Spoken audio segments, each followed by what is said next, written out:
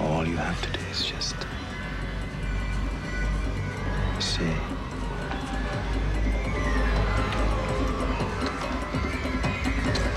Say the word. Eddie Murphy plays a lonely vampire seeking a mate in Vampire in Brooklyn, one of 5 new movies we'll be reviewing this week on Siskel and Ebert. Also coming up, Woody Allen's newest comedy. Sigourney Weaver and Holly Hunter on the trail of a serial killer. And Nicolas Cage is a man in the grip of a fatal compulsion.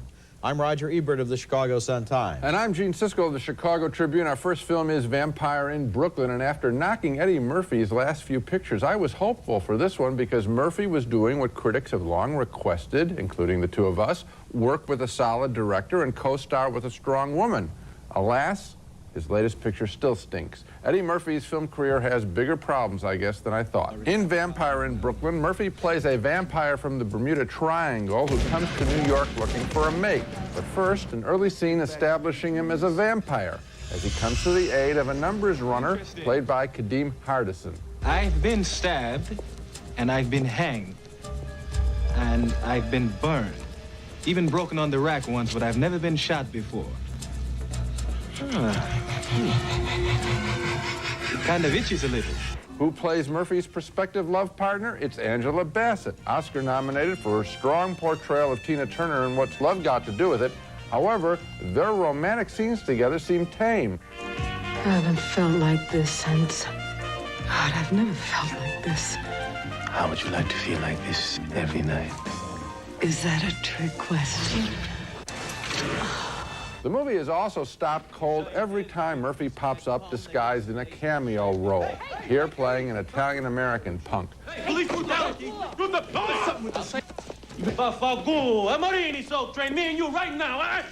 Vampire in Brooklyn has few thrills, which is a surprise because it was directed by Wes Craven, a real horror film master. Maybe he couldn't juggle Murphy's comedy demands and the horror genre. All I know is that Vampire in Brooklyn just sits there on the big screen, totally limp, not frightening, not romantic, not funny. Gene, I'm in total agreement with you. And the screenplay is based on a story by Murphy and his 2 brothers. That may be the problem. I think maybe they should start out with somebody else's screenplay and not think they're geniuses at screenplay writing because they don't answer question number 1. Who do we care about in this movie? And why in the world should we care about the Eddie Murphy character who is basically negative and seen in a very confused light? In fact, the whole movie is extremely chaotic when it comes to its point. You know, who do we care about? Right. Where is the story? Yeah. What is the payoff? And why does it matter? We're not sure whether he's sending up. First, you assume, because it's Eddie Murphy as a vampire, you assume he's going to say a comedy. Yeah. But it doesn't have the heart to go all the way with that. No. You know what?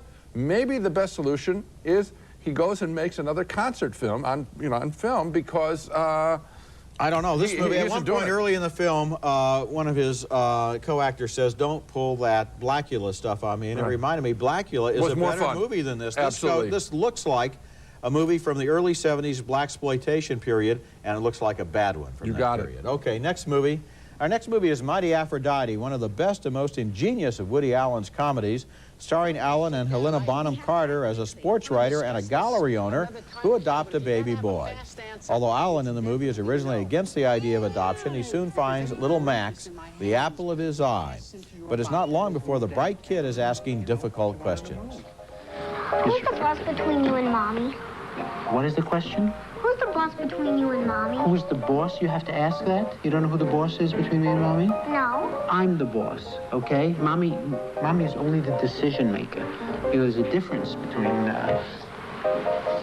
Mommy says what we do, and I have control of the channel changer. Allen grows obsessed with finding out more about the biological parents of his adopted son and secretly tracks down the boy's mother, played by Mira Sorvino, as a hooker who horrifies Woody by visiting him at his newspaper office. Allen's efforts to reform her have led to unforeseen consequences. Yeah, well, he knows it was your idea that I get out of the business, so he said he's going to kill you, too. You said he was going to kill me? Yeah, he said because it was your idea, he's going to cut up my face and put a bullet between your eyes. Really? Did he specify the caliber? Against all the odds, they actually become friendly, and Woody tries to fix her up with a boxer he knows. He's played by Michael Rappaport. So, I'll go, and I just want to bring you guys together, you know? You know, you could maybe stick around, maybe, you know, we could go out or something. No. Yeah. I'm completely superfluous. Oh, you don't feel good? Mighty Aphrodite is audacious in the way it uses a hip Greek chorus in the movie to comment on the action, underlining the classical themes beneath what seems at first to be a modern Manhattan story. Woody Allen himself is very funny in the film, increasingly desperate as he tries to maintain all of his secrets and still keep everyone happy. And Mira Sorvino is wonderful as the hooker, whose total sincerity and relative stupidity work together to create some great comic situations. Mighty Aphrodite is one of Allen's best films, and coming right after Bullets Over Broadway, it shows he's really on a roll. Not according to me. I didn't care for the picture. Mira Sorvino, I thought, is a delight, and I enjoyed it. It's a classic dumb blonde role. She's very good in it, and it's a lot of fun. The Greek chorus that you praised, to me, stopped the movie cold, which is right at the start of the picture, and every time it pops in. To me, this was nothing more than bad Mel Brooks, History of the World kind of Mel Brooks, although that wasn't as bad as this. It just didn't seem to fit. Not at all, I think it... You see, here's the thing that I like about Woody Allen is that he's audacious enough to throw in something like that, and if it has works, a it would have been fine. Because he's using, in this modern New York story, he's using the themes of classical antiquity involving parenthood and childhood and so forth. That's why he has the Greek chorus. And they are very funny. Olympia Dukakis, David Ogden Stiers, the way they deliver those lines. Roger, this is, if it had been any other filmmaker, I think you would have laughed it off the screen, not laughed at it. Not a chance of it, but even apart from that, you're going to throw out the whole movie because you didn't like the Greek chorus? I'm going to throw it out for a number of reasons. I didn't like the Greek chorus, which keeps popping up regularly throughout the picture. I didn't think that Woody Allen or his relationship with Helena Bonham Carter, his wife in the picture, was anything fresh or interesting at all. And again, the only person that I really cared about and really liked was the Mira Sorvino character. Well, anyway, coming up next, Hollywood's fascination with serial killers continues as Sigourney Weaver and Oscar winner Holly Hunter track a murderer in Copycat. You're looking for an intelligent white male, 20 to 30 years old, socially functional. This is a game they play. They hang around the scenes, watching the cops, feeling superior to them, and instead of catching him there, you led him to me. He didn't write to me. He wrote to you. Why? Because I'm their damn pinup girl, that's why. Holly Hunter is the detective on the case of a serial killer, hot after criminal psychologist Sigourney Weaver in Copycat, the latest manifestation of Hollywood's obsession with serial killers, an obsession obviously fueled by the success a couple of years ago of Silence of the Lambs. 7 was released a month ago, and in fact, we're reviewing 2 such serial killer films on this program. 3 in a month, Roger. I guess killing 1 or 2 people just isn't enough to make you a big enough villain for the movies these days. In Copycat, we meet Sigourney Weaver as she gives a lecture about serial killers to a college class. The state of Florida spent almost $8 million to electrocute Ted.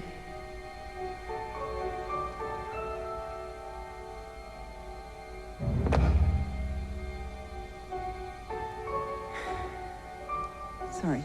The person Sigourney Weaver saw there is a killer she testified against. After a murderous attack on her, he's sent to prison.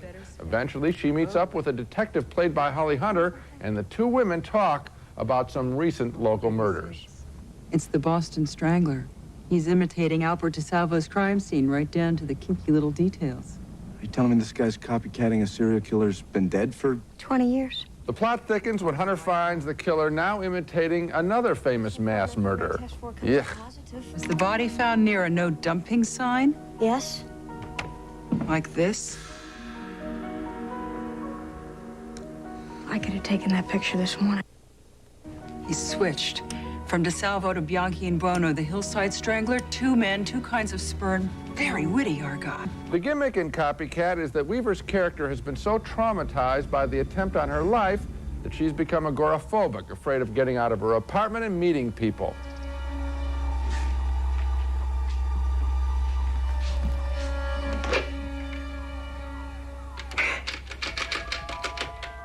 Sigourney Weaver and Holly Hunter are two good actresses, although I think Weaver overplays her soul and pain persona too much in too many films. Still, I don't think they really connect in Copycat because, frankly, this material is beneath them. There's a lot of fancy talk, but the thriller elements are routine, and these two actresses seem totally above it. I didn't buy into Copycat at all. Well, Gene, first of all, you question whether serial killers are entertaining, and of course you make a mistake there because subject matter is neutral. Yeah, a good movie or a bad movie can be made about serial killers, and I would answer... And I knew it, because yes, I liked Seven earlier this month. I liked it, of the Lambs so I know and that. Seven are two examples I would give you. I of good find movies. them generally depressing. And as for this film, I think one of the things you didn't really point out is how wonderful Holly Hunter's performance is in this movie. It is one, I think it's a better performance than the one she gave in Piano. She is so fascinating in this all-male, threatening world in which she deals with people on a first-name basis as kind of a friendly little inoffensive person who is steel inside. As you can see when she's walking down the corridor and she's looking one way while walking another way, and you can see her thinking and churning away. And there are so many dimensions here. I saw her in another movie just recently, and I realized how different she is in Copycat than in this other role. It's a really interesting performance. The performance is fine. She's walking through this picture, but the material, right? I mean, did you buy into this story like you bought into Seven or Silence of the Lambs? These movies have different skills and different things that are good about them. They sure do. In this movie, the point is not the story. The point is the acting, which is so fine. But I said the acting is at another level than the material. The material stinks. Well, the acting is the material, Gene, in a way. That's what you think. When we come back, Nicolas Cage is drinking himself to death and falling in love at the same time in Leaving Las Vegas.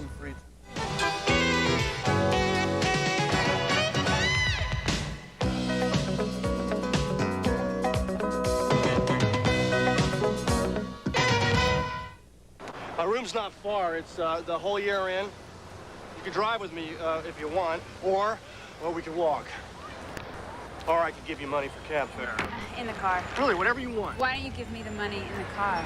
Nicolas Cage plays a man who has come to Las Vegas determined to drink himself to death, and in that scene, he's trying to pick up a hooker played by Elizabeth Shue to make part of that journey with him.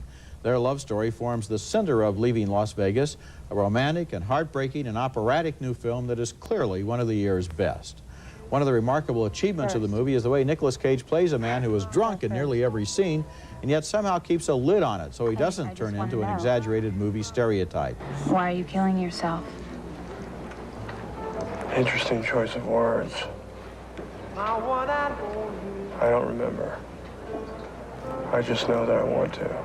Now here is probably the key scene in the movie, setting up the conditions of their relationship. Elizabeth Shue, who has basically played light comedy and romance in movies like Adventures in Babysitting, Cocktail, and two of the Back to the Future movies, shows an entirely different side of her talent here. You can never ask me to stop drinking. Do you understand? I do. I really do. The sadness in the movie is that their love, large as it is not quite as large as his hurt.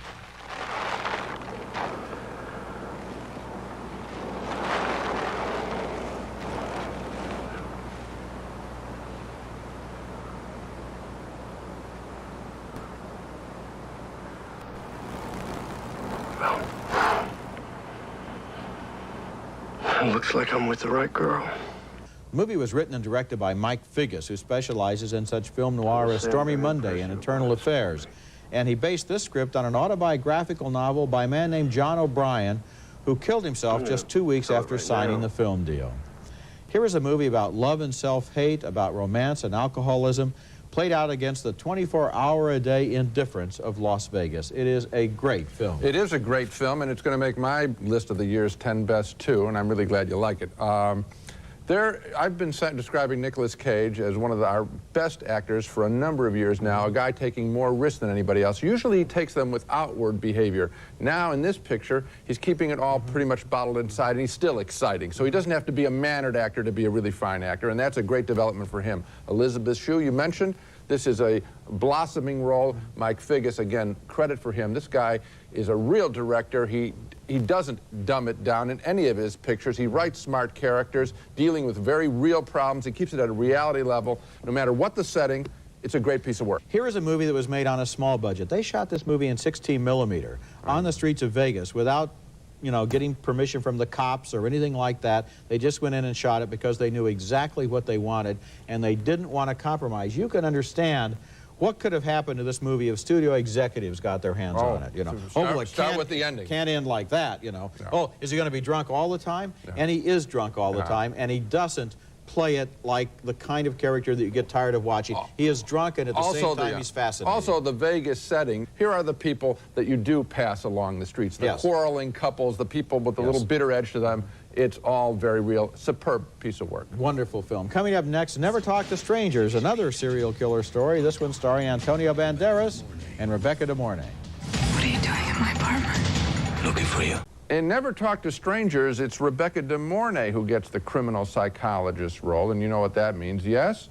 A serial killer may be after her. So what does she do while being stalked? Well, first she decides to pick up a mysterious stranger played by Antonio Banderas, the male flavor of the month these days, who accosts her in a Toronto grocery store. A good domestic Pinot Noir. No, that's a contradiction in terms. Ever had cholera? Ever had latage? Another suspect in the mayhem in this story, her upstairs neighbor, played by comedian Dennis Miller, who is making a nice film career out of playing neighbors and friends. I don't have any vodka. I hate vodka. Well, she loves vodka. Well, good. She even old enough to drink? What do you guys talk about? Who said we talk about anything? There are other ways for a man and a woman to relate. Of course, she takes up Antonio Banderas on his invitation to come to his apartment. Aren't all women psychologists mentally screwed up, deeply troubled, and sexually deprived? What an insult. You're a bad influence. How bad? Well, here I am, getting drunk with a stranger. And naturally, they hit it off emotionally. Sorry, we can't show you the sex scene. I suppose my job is about making people feel safe. You're good at it. You think?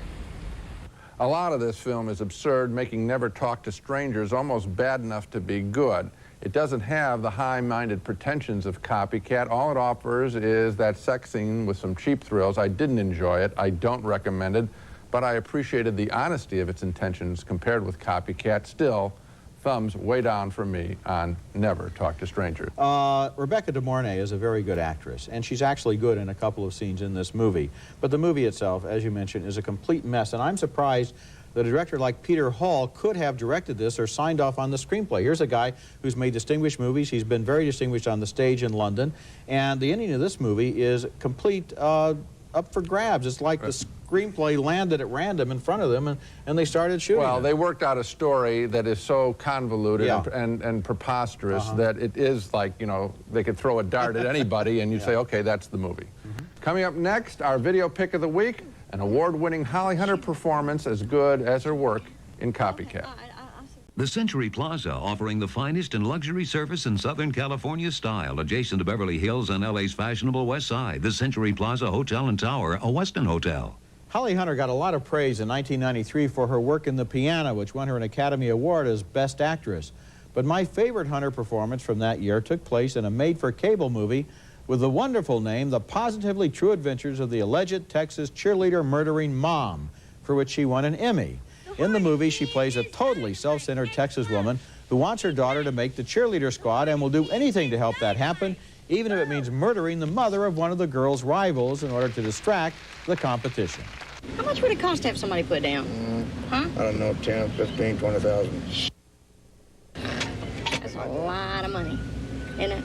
Well, you aren't just knocking down a five and dime store. You're talking capital murder. I know. As in Copycat and many of her other performances, Hunter finds the right tone for a character and then she sticks to it.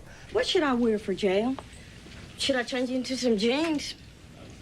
The name of that movie, once again, The Positively True Adventures of the Alleged Texas Cheerleader Murdering Mom. It's my video pick of the week. Now let's take another look at the movies we reviewed on this show. 2 thumbs down for Eddie Murphy's Vampire in Brooklyn, which isn't funny and isn't interesting and isn't even pleasant to look at. We split on Woody Allen's new comedy, Mighty Aphrodite. I especially admired Mira Sorvino's work as a hooker who finds a friend instead of a client. Her performance was all that Gene did like about the movie. We split again on Copycat with its intense and focused Holly Hunter performance as a cop who's cheerful on the outside and all wound up inside. I liked it. Gene found the thriller elements routine. 2 enthusiastic thumbs up for the heartbreaking romance Leaving Las Vegas and its great performances by Nicolas Cage and Elizabeth Shue. We both think it's one of the year's best movies. And finally, 2 thumbs down, way down, for the abysmal Never Talk to Strangers with Rebecca De Mornay and Antonio Banderas wasted in a pointless see-through screenplay. That's it for this week. Next week we'll be back with reviews of more new movies, including a new film directed by Jodie Foster, Home for the Holidays, starring, guess who, Holly Hunter and Robert Downey Jr. And also, William Baldwin tries to save Cindy Crawford from a group of assassins in Fair Game. That's next week, and until then, the balcony is closed. The Game of Knowledge, the exciting and educational game for children and parents too. The Game of Knowledge, new from University Games. Blade clip-ons, the refillable air freshener designed specially for your car. Now with more freshening power. Alpine Lace fat-free cheese. No fat, no fat, no fat, no fat, no fat, no fat, no fat, no fat, no fat.